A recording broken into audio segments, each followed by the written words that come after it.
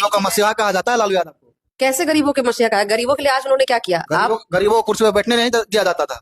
कब ऐसा होता था कुर्सी पे बैठने नहीं दिया जाता था? किसने देखा था कि नहीं बैठने दिया जाता था? लालू जी ने कुर्सी पे कैसे बैठा दिया?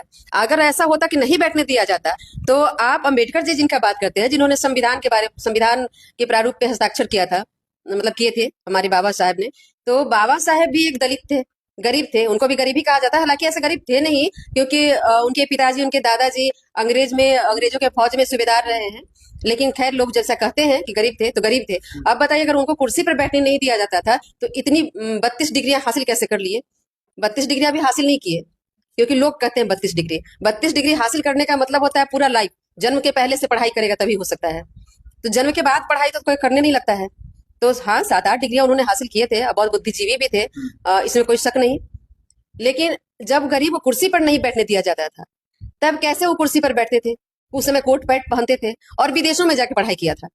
तो ये सब खोखली बातें हैं, कहने की बातें।